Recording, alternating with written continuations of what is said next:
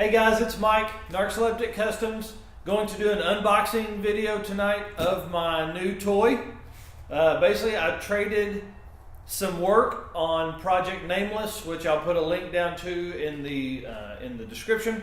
Basically, Project Nameless was a 2000 Mustang that basically I got to put a full suspension underneath. So it's at paint right now. It'll come back. There's a whole series on it. Just take a look at it. But on this one here, I traded for the Eastwood Versa-Cut 40 plasma cutter. So my goals with this, before I unbox it, are to, one, save time. I have a project right now that is Project Elsie. It's a 90 model Land Cruiser I'm doing an LS swap in. So just an example of the time I could use this is, if you go to those videos, I think it's episode 7, if you go into that, I had to obviously use a cutoff wheel and a grinder to remove the passenger side motor mount. I'll do the same on the driver's side motor mount later tonight. It's about midnight right now, but I'll do that later tonight to get ready for the LS swap mounts to go in. But once I get better with the plasma cutter, I can do it a lot quicker. I can save myself some time. And that's the goal of the shop with Narxoleptic Customs. It's a simple 2-bay shop that basically I build stuff for customers, I build stuff for myself. That way I can have fun doing it, but also pay for the shop. So the goal, obviously, save time, increase efficiency. So obviously doing that is a big benefit because I can roll more projects. The other side of the plasma cutter is to kind of get part of my creative side out and build some things out of metal. I feel like I have some creativity in there, but I want to have some fun with it for a little bit, and that's what I hope this does. So let's get to it. I know that's why you clicked on the video, so let's get to unboxing. So I did open it earlier because I had to go get the plug-in. Had to go buy one at Lowe's to make sure I could run it on 220 so I could get the biggest effect of it. So I opened it up, and that was for that. So cardboard spacers,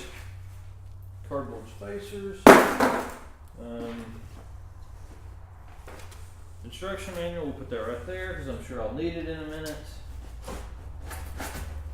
Working in logistics as a regular job, it's nice to see someone taking care of the packaging so well. So we'll lay that there. I think that's probably the hoses and gun and all that.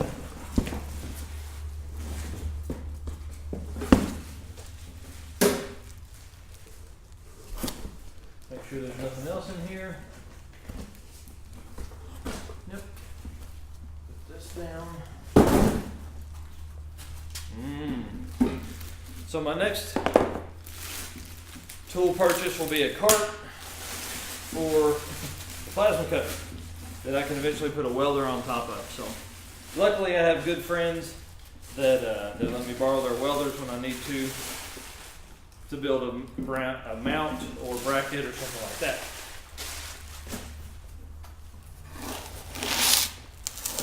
So I will say it does look great. Of course, I don't have a fitting, so we won't be doing any cutting tonight. That would make it too easy. Spin around here on the front. Looks like we've got a amperage adjuster. This is probably, air pressure and all the plugins. Let's go ahead and get this box open. Woohoo! So, ground cable for your pieces of metal you're obviously working with. Let me trash. We're going to go ahead and get this all plugged in. That way, whenever I do get all the pieces, I'll be ready.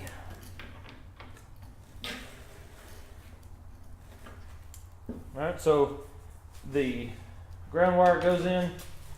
There's a keyway on it. Probably couldn't see that. There's a keyway on it. I don't know if you can see it then either, but slides in and then tightens down. So one of the reasons this worked well is because it does have a 220 or a 110 plug. Obviously I have a 220 here in the shop, but just in case in the future, if something came up and I needed to take it somewhere to use, we could use it and not have to have a 220 plug. So I'm gonna put that over here on the shelf next to where I'll store it.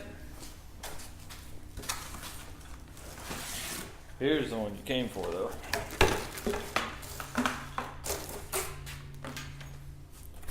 There is 20 feet of lead cable. Not lead cable. There's 20 feet of the cable here for you to use. So on here, little plug-in.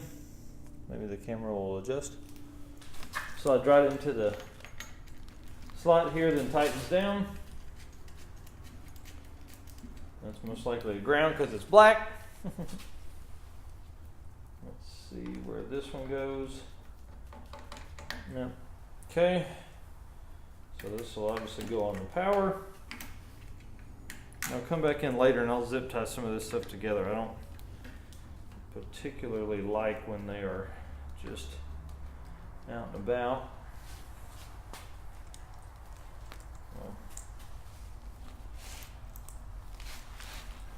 Put this around and connect the air hose portion.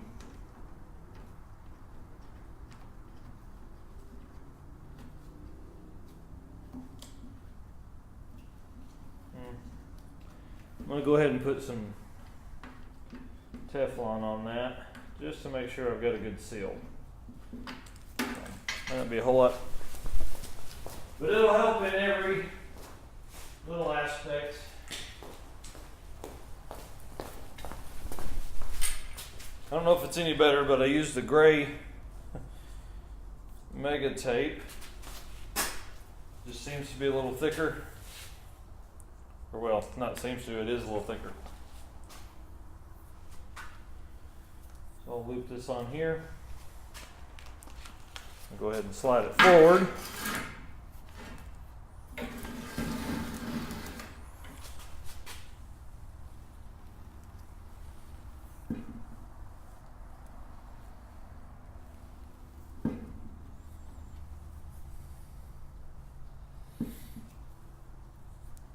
The great thing about this piece is obviously plasma cutter is lightweight, very easy to manhandle, and hopefully it'll be very easy to utilize and make my time better spent here in the shop. So grab a wrench.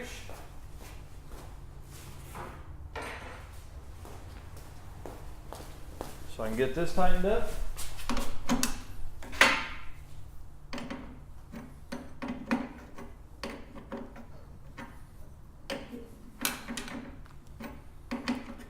The table I'm working on is built by my brother Steven and was used in his shop for a long time, and then he upgraded. And so in typical Steven fashion, he asked if I wanted it, and at that time I didn't have a metal work table at all, so he mounted a vise on it for me, which helps a bunch. And then I mounted that the other night. So let's see what's in here. Looks like it's a shield.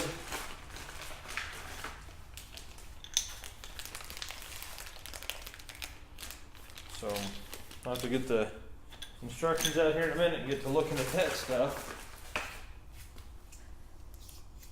Some kind of handle. Cleaning brush.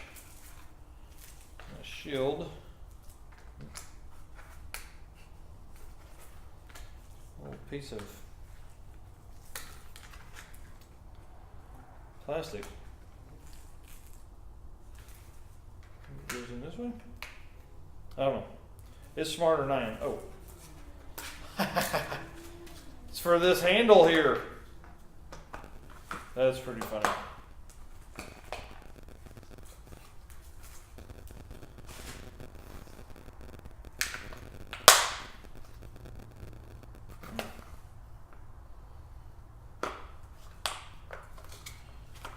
Working to get both pieces in there.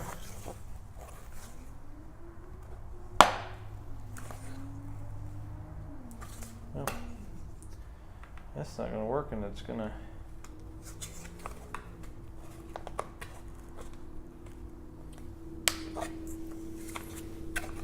Okay, hang on. Trying to push it in with my finger here. Well.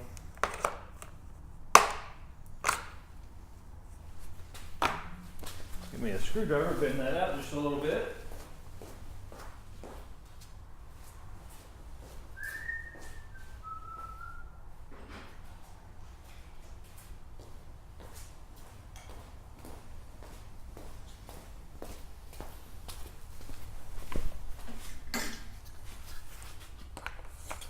See if I can get it in there now.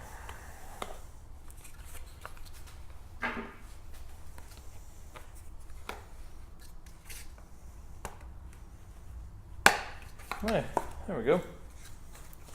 Perfect. So, I guess I can hold that in there. Does have the lens with it. I did buy a simple shield the other day, but this is a shade number 10. You needed to buy another one, I guess.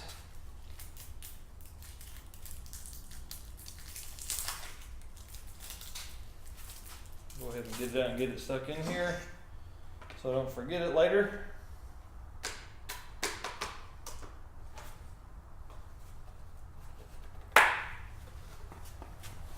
And bam, now I'm ready. Do some cutting. Hold it and weld, or use the plasma cutter. So I like to keep the bags, not these little ones, but the big ones, for tools and parts later on, in case I need to go somewhere. Put that in there. So you've got a cleaner brush and whatever the hell that thing is. So there's an air line in the back. Spin this whole thing around.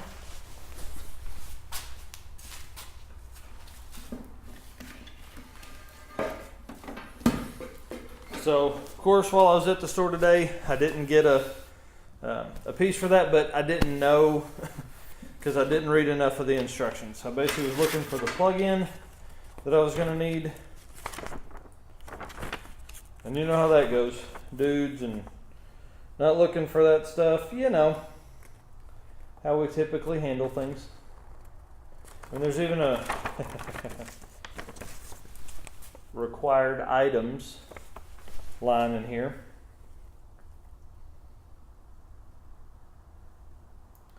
But it doesn't talk about needing a air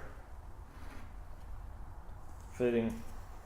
It actually does talk about your setup and how you need a 1/4 inch NPT fitting. So I didn't even read into that. So I'm going to dig through my parts pile over there and see if I've got something I can throw in there.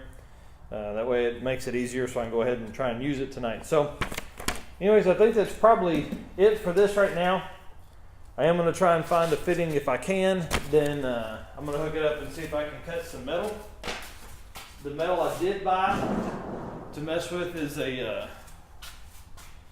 from Walmart. It's a drain pan, but it was $12, and that's a pretty good sized sheet. I mean, it's 36 inches or whatever. I figured it would give me a good base to work off of. It was $12, so I figure if I cut it up and destroy it, it's not going to matter. It's $12. So, all right, I'm going to pause the video. I'm going to look for the piece, and if I can find it, hopefully we'll come back and we'll cut some metal. Hey, okay, great news. Found one. It's amazing what you end up sticking in the back corner of the toolbox, or parts bin, not toolbox. But found it, so gonna go ahead and Teflon this one up. We'll throw it on there.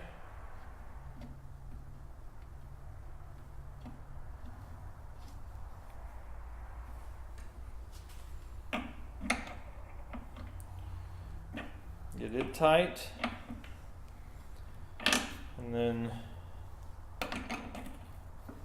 I may do some plasma cutting here in a minute. Kind of excited about it. This has been on the shelf 4 or 5 months probably, maybe 3, I don't know, something like that. So it's time to get it used. So I'm going to read the instructions real quick, make sure I don't need to hook anything else up, and then we'll get back to it. Okay, so like I said, I found the fitting, so I went ahead and hooked it up. I have it plugged into the wall, it's plugged in there, the little light's on. We're about to cut some metal. So, like I said earlier, I grabbed this from Walmart just to have something to play on. I was going to grab just a small cookie sheet, but they were like $4, so I really don't want to do that. So I connected my ground to my piece of metal, but also to the table to kind of hold it. You can see it comes about right here. I've made a line right along here that I'm going to try and cut with. You're gonna be witness. I'm a plasma cutter virgin here, so you're going to be witness to my first cut. So basically, I've gone through here. I'm guessing, let's just say it's 330 seconds, but it is amps, is 20 amps all the way up to 3/16, which I don't feel like this is 3/16, so we'll keep it there. The PSI is at 60, which is where it is now. I've got plenty of air in the tank, in my air compressor tank, so we shouldn't have to turn it on. So get my gloves on.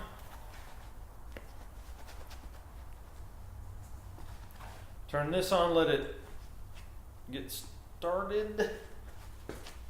I did put my boots on. Be a little safer than my torn up shop shoes. So let me get, I did go ahead and drop this behind it because it was easier. Pull it out here. Okay. Grab this. And on some of the videos I watched, it said to start at an angle when you start a cut on a flat piece. So we'll do that. That way it doesn't blow back up into the gun. So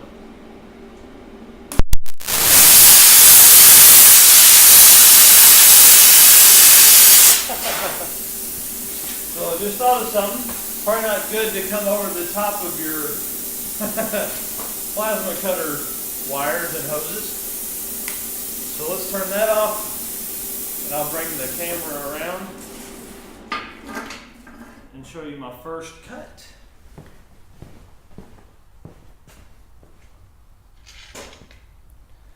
So super easy, just like it showed on all the videos. I couldn't see out of the the lens. Sorry for the wobble there. Couldn't see out of the lens, so I will get a auto darkening helmet and begin to work with that a little more. So thanks for helping pop my cherry on the plasma cutter. You can follow us here by subscribing to the channel. We'd appreciate that. And then you can follow us on Facebook at Narxoleptic Customs, and you can follow us on Instagram at Narxoleptic. Thanks again. Like most boys and their toys, I gotta jack with it just a little bit. So went ahead and drew a square, so you can actually see, followed the line pretty decent. I mean, you know, for my third cut, the setting was great. I actually had very little slag, or I saw somebody refer to it as dross the other day to sound all cool and fun. So anyways, just want to say thanks again for watching, and I'm pretty excited. It's going to be a lot of fun. I hope to have a couple video series on making some pieces and things like that. So thanks again.